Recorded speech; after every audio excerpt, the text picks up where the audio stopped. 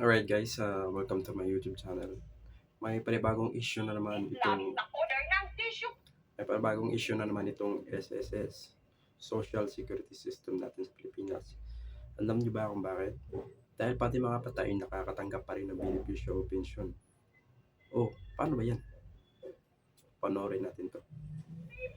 Na hindi na magkasya sa bodega ang isa sa mga pinunahan ng Commission on Audit sa gastusin ng Social Security System o SSS. May mga kulang din ang nakuhang funeral benefit habang ang ibang patak. Grabe no. Ang laki na nga ng bawas nila sa mga sahod natin ng mga ordinaryong empleyado. Tapos may mga anomalya pa silang ginagawa. Mga korupsyon kumbaga.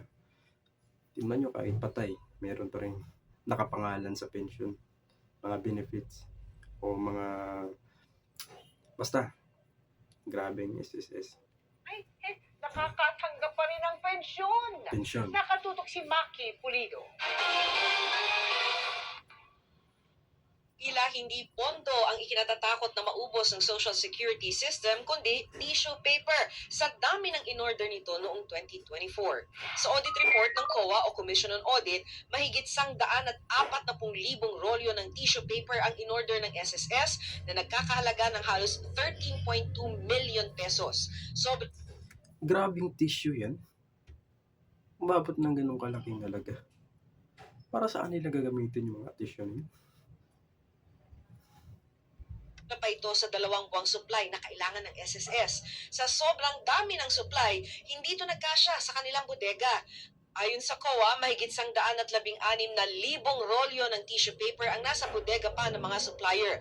Nabatay lang sa verbal agreement at wala man lang pinirmahan kaugnay sa pag-iimbak. Sabi ng COA, malinaw itong paglabag sa patakaran sa mga transaksyon at operasyon ng gobyerno.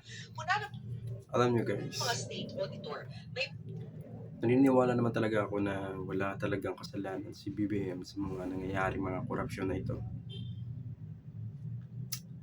Ang mga gumagawa ng mga ganitong korupsyon ay yung mga nasa ilalim. Katulad ng DPWH. Hindi natin alam na grabe pa yung rampant pala yung korupsyon.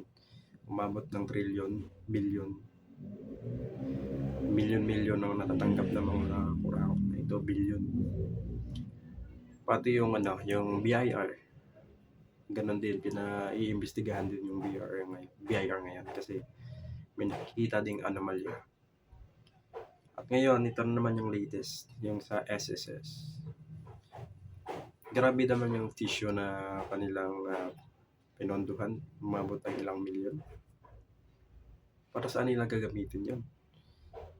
Pang ano na yun pang pagawa na yun ng kalsada na budget Marami talagang kurakot dito sa Pilipinas. Patuloy natin. Panganib na mawala o masira ang 1,000 tissue paper at indikasyong di na pagplanuhan ng maayos ang procurement. Nakahihinayang, lalo kung masayang. Lalo sa 6,548 pesos. Sa akin lang guys, ano talaga to diskarte na lang nila to na kumbaga pinunduhan nila ng ganun kalaki yung pagbili ng tissue o pag-stock ng tissue para dun sila makakakuha ng ng pera na kukurakutin nila, di ba?